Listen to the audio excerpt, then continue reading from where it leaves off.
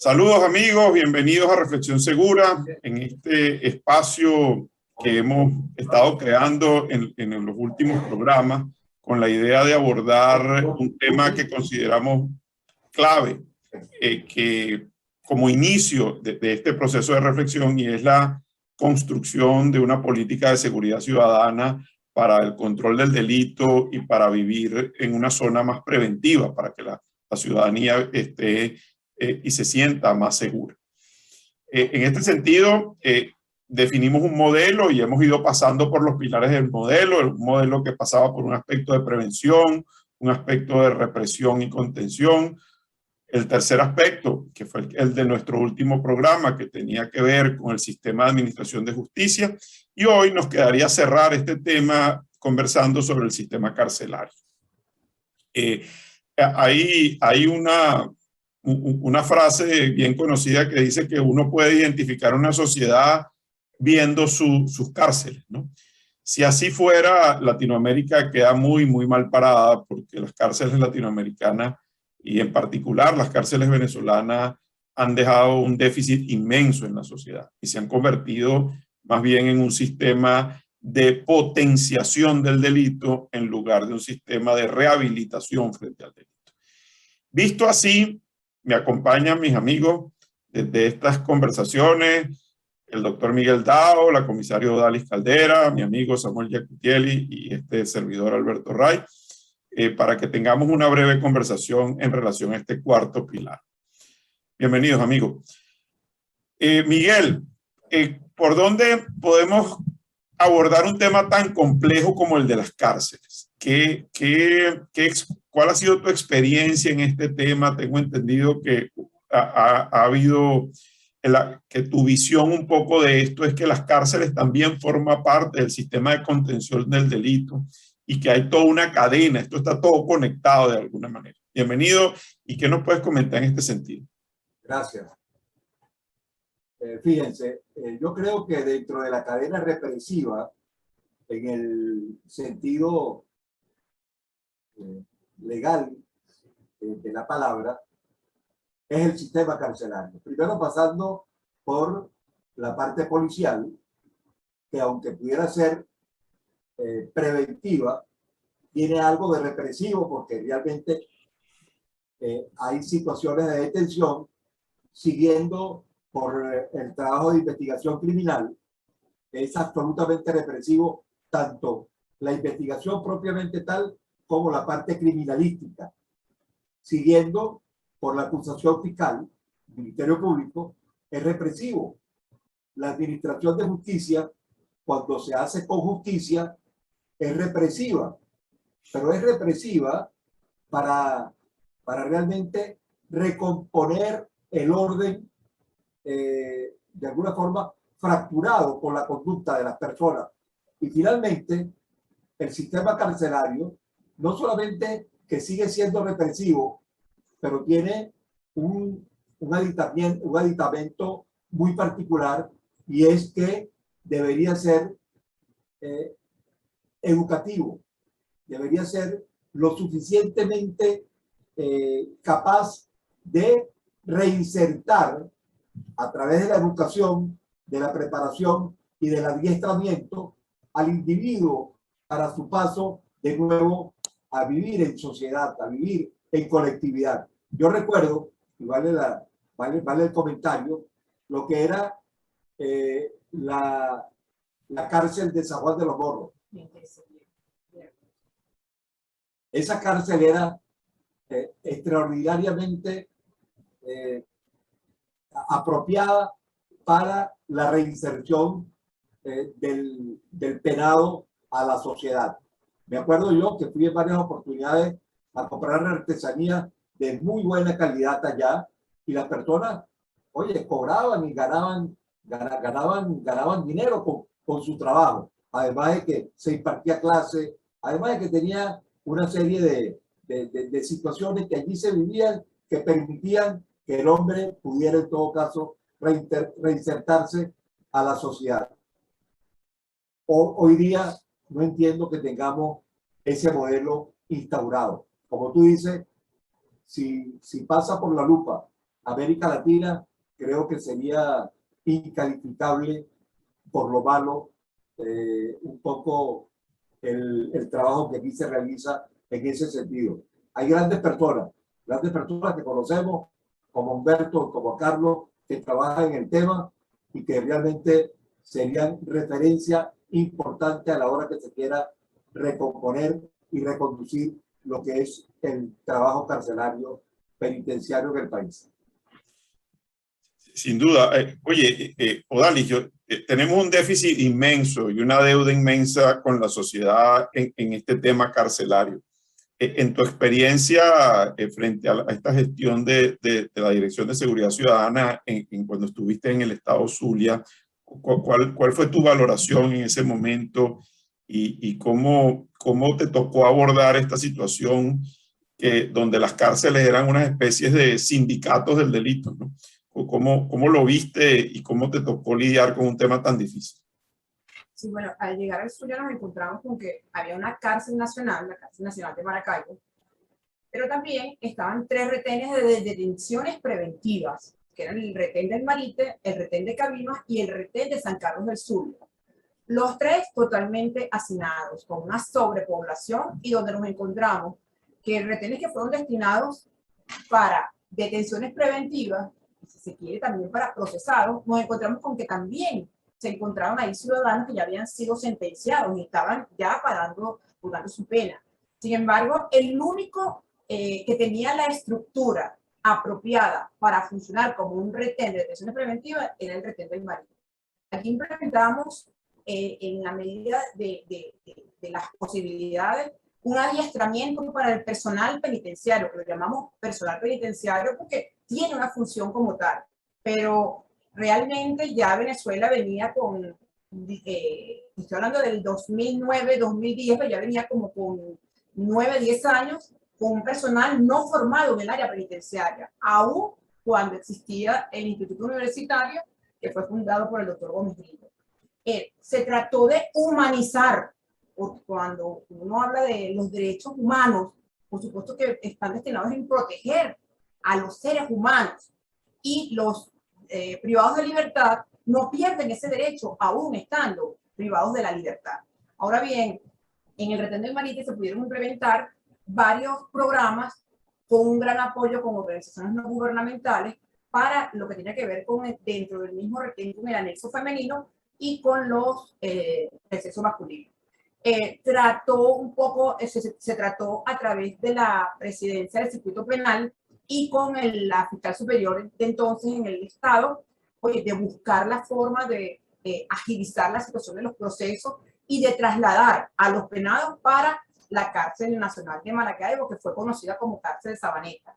Pero realmente se hizo una labor y se contó con un personal que fue adiestrándose en el tiempo. De hecho, cuando se determinó, a partir de las situaciones que se daban de sicariato, de robo de vehículo, hurto de vehículo, extorsiones, que algunos salían, la gran mayoría salían de la cárcel de Sabaneta, pero nos encontramos con casos que salían del retén del Marite, se solicitó y el gobernador entonces aprobó el presupuesto para la instalación de cámaras en las afueras del retén y la instalación de bloqueadores de señal de telefonía celular, porque eso era de una u otra manera algo que influía muchísimo en la situación de la incidencia de estos delitos. Sin embargo, luego negaron el permiso, o sea, hubo una orden que vino del gobierno central, pues del ministerio, que no se podía instalar porque se violaban los derechos de los privados de libertad. A todas estas permitimos a la Universidad de los Andes, a través del director del Observatorio Venezolano de Prisiones, Humberto Prado, con un personal formado en el área y que él tenía un apoyo por la Embajada Británica para hacer un estudio en cada uno de los centros penitenciarios. En ninguna parte le fue permitido, solo nosotros lo permitimos tanto en Sur del Lago como en Cabimas y en el Marite. Fue un estudio, un levantamiento, nos sirvió a nosotros de herramienta principal para conocer más allá lo que estaba ocurriendo en cada retén, y fue un trabajo que se incorporó en la maestría en esta materia en la Universidad de los Andes. Verdaderamente que es una cuestión de voluntad.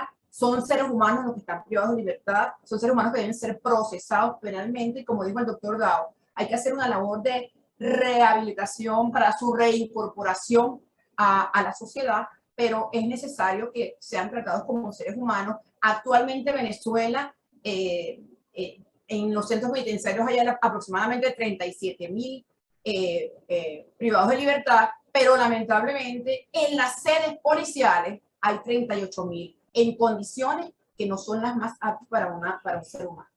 Eso es un tema que quiero abordar luego, Odalis, escuchándote, y se me ocurre preguntarle a Samuel. Sin duda, Samuel, las cárceles tienen un objetivo que cumplir. En todos los países del mundo, de alguna manera, hay cárceles. Son parte de la política de seguridad de un Estado. Y hay estados que cumplen con este objetivo de una manera mucho más eficiente que otras, ¿no? A mí se me ocurre cuando pienso en estos modelos de las cárceles, volver a nuestro clásico modelo de la arquitectura de seguridad, donde hay infraestructura, tecnología, recursos humanos y normas y leyes que los rigen como condiciones mínimas para poder gerenciar una instalación de este tipo, y las dinámicas que ahí ocurren, que son tan complejas y tan difíciles, porque hay que entender la naturaleza de las personas que terminan llegando a estas cárceles. Visto así, Samuel, ¿qué has podido tú identificar en tu experiencia en Israel, y qué visión tienes en este aspecto que manejas también, tanto de tecnología y no sé si de infraestructura, y qué nos puedes compartir y comentar en este sentido? Bueno, sí. Apalancado en el concepto nuestro de la arquitectura de seguridad, hay que cubrir todas las dimensiones, pero quisiera compartir con ustedes dos tecnologías que creo que pueden aportar a ayudar al tema de las cárceles, y una de ellas, Odalis lo mencionó brevemente, que es el tema de bloquear la comunicación celular. Es algo fundamental. Muchos países utilizan esta tecnología a nivel mundial, y en el caso de Odalis y Miguel tuvieron una experiencia en la gobernación del Zulia para implementarlo, y salió una orden del gobierno central, como ya lo explicó hace un rato. En todo caso, ¿cuál es el problema que tenemos en las cárceles? Que los presos lo utilizan para coordinar sus actividades ilegales, chantaje, control de pandillas, coordinar los secuestros, las fugas, delitos. O sea, hay un problema grave, y es público y notorio que la gran mayoría de estos incidentes salen de las cárceles. Entonces, con un sistema como este, simplemente la persona quedará incomunicada. Odalis decía que del gobierno central salió una orden porque violaban los derechos del prisionero. ¿Y qué pasa con el derecho de los afectados, de los ciudadanos afectados? Entonces, bueno, mundo al revés. En todo caso, en concreto, esta herramienta lo que permite, que está concebida, por cierto, aquí en esta imagen, está compuesta, digamos, por tres módulos. Por un lado, el inhibidor, en inglés se dicen jammer, que lo que hace es distorsiona la señal y no permite la comunicación. Las antenas que se colocan alrededor de las cárceles, y el software de comando y control que permite gestionar cuándo encenderlas, cuándo apagarlas. O sea, una solución como esta nos permite, por un lado, proteger la cárcel de que no haya, digamos, penetraciones con los drones. Hemos visto en diferentes lugares donde el dron entra a la cárcel, trae un arma, trae drogas, en fin. Entonces, con un dispositivo impedir eso. Ubicación de celulares. Muchas de estas tecnologías pueden apuntar y saber que hay un celular de tal lugar que está transmitiendo. Entonces, eso, otro útil. Solución combinada significa que todas estas tres cosas combinadas. Y la interferencia selectiva, lo que en inglés dicen whitelist, significa que el jammer está activado, pero sin embargo dar la oportunidad, o sea, dejar a las autoridades que ellas sí se comunican, es decir, aplicar el Yammer únicamente para los presos y las autoridades policiales de seguridad que están en la cárcel, que ellos sí puedan comunicarse. A eso se refiere con el whitelist. Entonces aquí, colegas, amigos, es una herramienta muy concreta que ha demostrado su efectividad. ¿Okay? Otra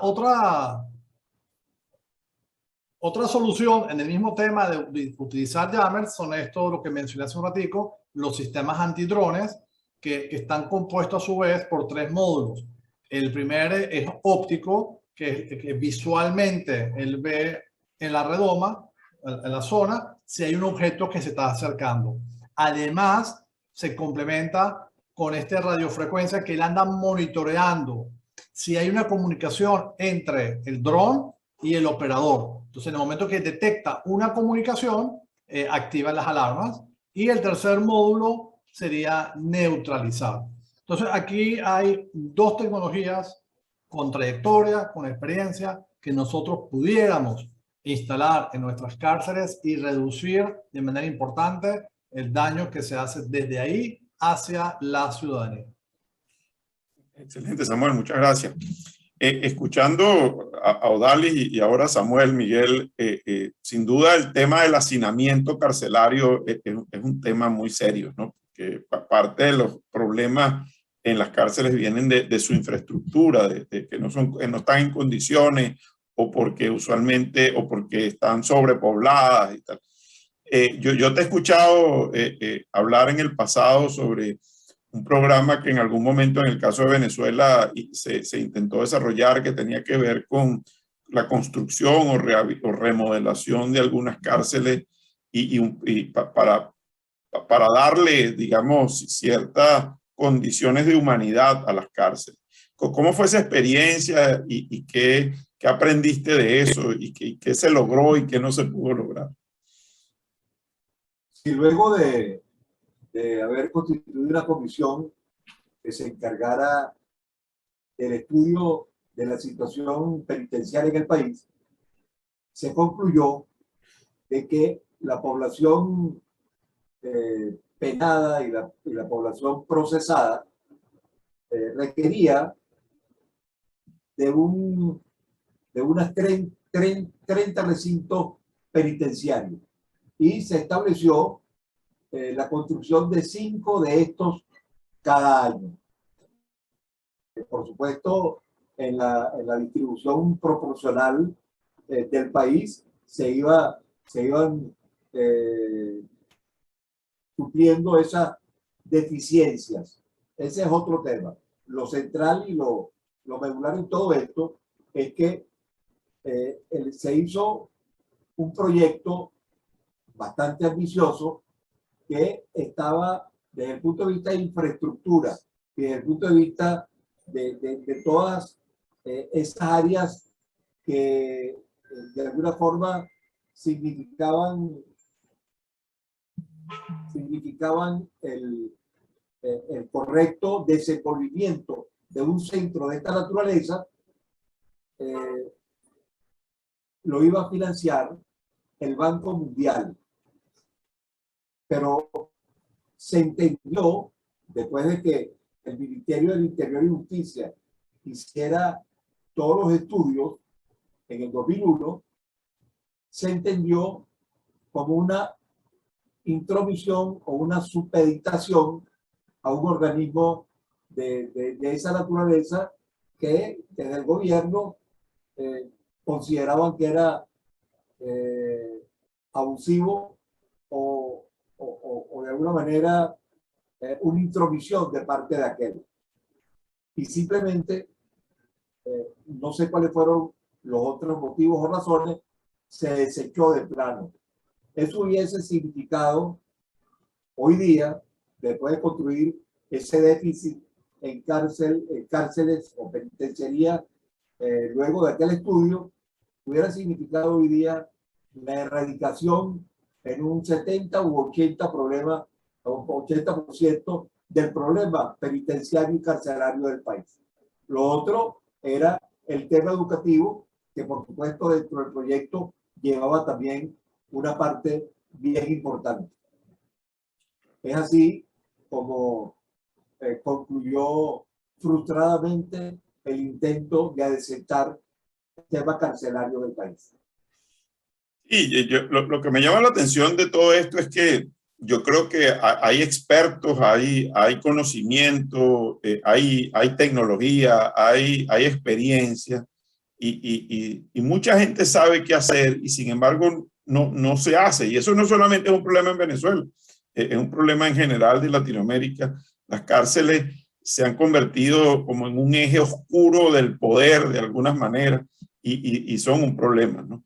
Ahora, Odalis, tú comentabas y me llama mucho la atención esto, de que si bien existe un problema de hacinamiento en los retenes, en las cárceles en Venezuela, también existe una sobrepoblación en las comisarías y en las instalaciones policiales. ¿Por qué ocurre esto? ¿Qué es lo que está pasando?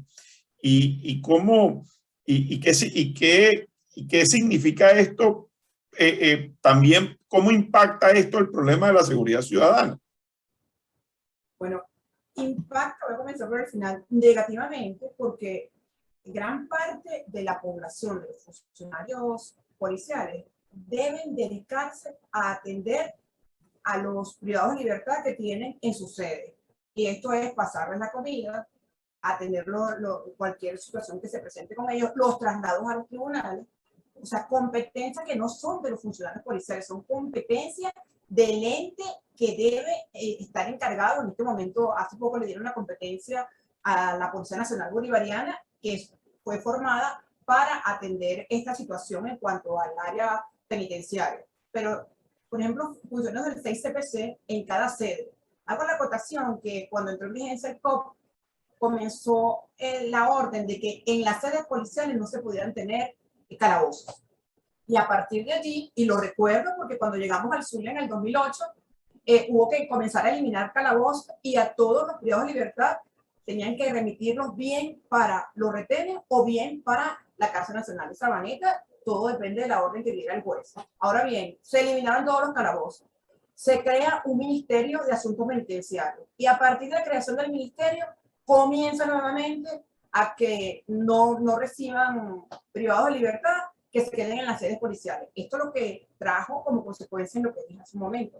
O sea, un hacinamiento con una diversificación de competencias para los funcionarios policiales que no tienen ni la experticia, el conocimiento, la experiencia en materia penitenciaria. En segundo término, entonces disminuyó presencia policial porque pasa otra cosa. No están dadas las condiciones para tener a privados de libertad en las sedes y se han dado casos de fuga que se seguirán dando porque las instalaciones no son las apropiadas, las idóneas para tener privados de libertad y entonces se les sigue un proceso penal a los funcionarios y de hecho algunos pierden hasta su carrera porque algunos son pasados a procesos administrativos y penal y quedan sin cargo y fuera de las instituciones. Entonces es una situación que para la ciudadanía también es un alto riesgo porque hay menos presencia, hay menos labor de prevención por parte de quien debe ejercerlo. En el caso de los policías preventivos, hablo de las policías municipales, la policía estatal y aquellas que realiza la Policía Nacional Bolivariana.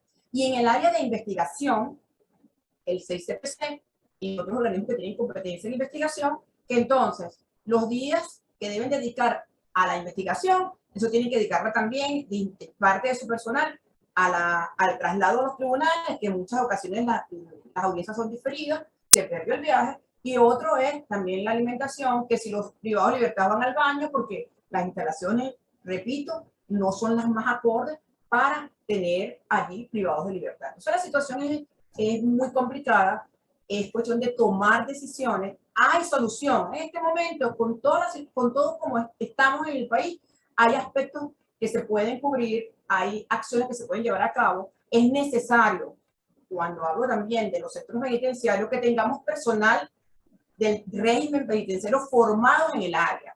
Los policías no pueden llevar a cabo labores de régimen penitenciario. Eso está dado para personal que se forma en el área. Entonces, son aspectos que se pueden llevar a cabo. Hay estudios posibles y hay mucha voluntad por parte, como dijo el doctor Lau, de personal formado e incluso apoyarse con esos gigantes con pocos recursos como son las organizaciones no gubernamentales. Y te puedo hablar del Observatorio Venezolano de Prisiones, te puedo hablar de Una Ventana a la Libertad, como tantos otros, que es una pasión que tienen por el tema penitenciario para resolver. Así es, de verdad que son organizaciones a las que hay que rendirle homenaje, porque qué trabajo hacen con tan pocos recursos, ¿no? Es increíble. Oye, a veces veo lo ideal en una sociedad es que no existieran cárceles, ¿no? Uno diría, pero bueno, a veces son esos mundos utópicos, ¿no? Sin embargo, hay países y hay sociedades que han logrado llegar a unos niveles de control del delito donde se han ido reduciendo las cárceles, porque también la tecnología ayuda en este proceso a veces a controlar gente que no es necesariamente peligrosa, o porque hay personas que están presas o por condiciones que no necesariamente son por delitos contra las personas, etc. En ese sentido, Samuel, ¿qué experiencia has tenido en estos monitoreos de la población que son necesarios al final para la seguridad? Sí, y efectivamente, para reforzar lo que tú estás hablando y lo que decía Odalis, ¿okay?, del hacinamiento y demás, entonces existen tecnologías. Y esta, por ejemplo, y en Venezuela se han instalado, pero creo que es algo que se pudiera masificar, y es con las esposas digitales, como vemos aquí en el gráfico, donde las esposas se colocan en las piernas, el pie, en la parte a la altura del tobillo, y nos permite saber dónde está la persona. Existe, se ha implementado, hay experiencias internacionales que se lo demuestran. Y aquellas malas experiencias es por una mala gestión, pero la tecnología en sí existe. Entonces, esta tecnología, estas esposas digitales, nos permite saber dónde está la persona, y ahí, para personas, como dijiste anteriormente, que no son peligrosas, que no son violentas, la posibilidad de darle un arresto domiciliario. Inclusive, por cierto, con esta tecnología también es posible monitorear el consumo de alcohol.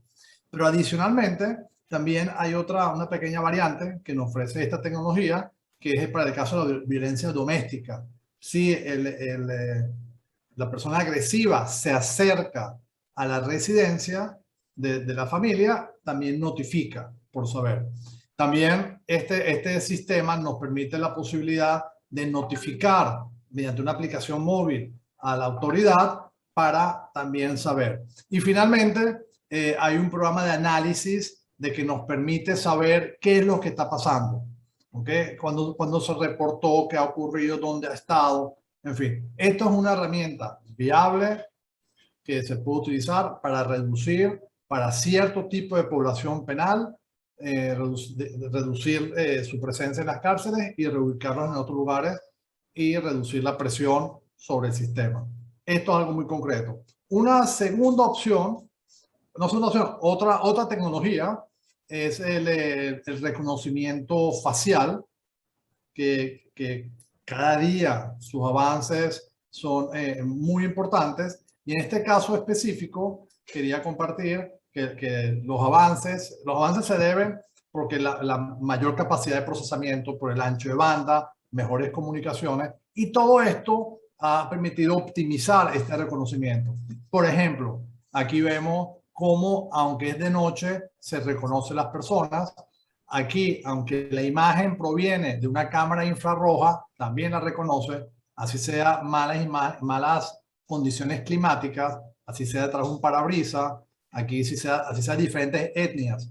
Uno de los grandes retos, por ejemplo, es a las poblaciones de origen oriental, reconocerlas, o las poblaciones negras, reconocer. Es un reto que ya está superado y sabe reconocerlo. En este caso, una persona, aquí son las mismas personas, así ya han pasado 30 años, lo sigue reconociendo, así tenga máscaras o así el ángulo no sea el adecuado, él está en capacidad de reconocer quién es la persona. Entonces, dicho todo esto, una herramienta como esta, pudiéramos controlar la entrada y salida de prisiones. Podemos también detectar la ausencia de un prisionero, porque así como detectamos, si hay una persona que nosotros les señalamos en el programa, notifícame si no ves a esta cara, entonces te despierta una alerta, a esta persona no la he visto en un periodo de tiempo determinado. En la lista blanca significa aquellas personas que sí están autorizadas a entrar a ciertos lugares, y las alarmas de personas de interés es para saber dónde están, y la lista negra, ¿okay?, es los sospechosos. Es decir, el operador no tiene que estar todo el tiempo viendo todas las caras, sino que el programa va monitoreando, y tengo una persona en la lista negra. Cuando hay un match, la cara buscada con el software, notifica al operador para tomar las acciones enseguida. Entonces aquí tenemos una tecnología muy concreta que puede optimizar la gestión de nuestras cárceles. Oye, muchas gracias, Samuel, excelente. Bueno, miren, amigos, nosotros estamos no solamente llegando al final de nuestro programa de hoy, sino al final de un ciclo que creamos aquí, que fue esta visión, así diría que de helicóptero a muy alta, a 10, 15 mil pies de altura, sobre lo que debería ser una política de seguridad ciudadana y de control del delito. Quería simplemente darle la palabra a Miguel si tenía alguna reflexión sobre esta visión global que hemos estado desarrollando y cómo podemos nosotros ayudar a impulsar a que este tipo de ideas y de cosas fluyan, no solamente en Venezuela, sino en nuestros países de América Latina, con tantos déficits en las políticas de seguridad ciudadana. ¿Y qué se te ocurre, Miguel, hacia dónde deberíamos movernos en nuestro próximo programa? Bueno, yo quiero hacer una aportación primero en relación a este ciclo que hoy termina, al ciclo de la política contra el crimen. Un poco retrotrayéndome en el tiempo y viendo los anteriores programas, todas las reflexiones, los planteamientos que hemos hecho están salpicados de optimismo, salpicados de buenos proyectos, salpicados de buenas intenciones, simplemente para que se construya alrededor de todo el ambiente que significa cada una de esas cuatro patas de la silla de la política contra el crimen, ideas que refuercen y que robustezcan desde todo punto de vista una verdadera política. No hay crítica, no hay de ninguna manera señalamientos, ataques, sino solo en función positiva, en función de progreso, en función de mejorar cada una de estos cuatro sectores que significan la política contra el crimen. Y con relación a los próximos programas que vamos a hacer al respecto, pues ya concertaremos y entenderemos qué sería lo más provechoso y lo mejor para brindar algo de nuestro conocimiento a la gente que nos escucha. Bueno, excelente, excelente, buena reflexión, Miguel. Yo creo que vamos a quedarnos con esto. Esto lo hicimos a pesar de lo duro del tema, desde una visión de optimismo, aportando y bueno, y tratando de ver hacia adelante. Muchas gracias, amigos, muchas gracias, Odalis, muchas gracias, Samuel, y por supuesto a Miguel por este espacio, y tengan por seguro que algunos otros temas iremos inventando. Creo que hay temas que tienen que ver con la prevención que están mucho por desarrollar, y hay otros temas que seguramente estaremos poniendo sobre la mesa muy pronto. Hasta la próxima, y que tengan muy buen día. Gracias, amigos. Hasta luego.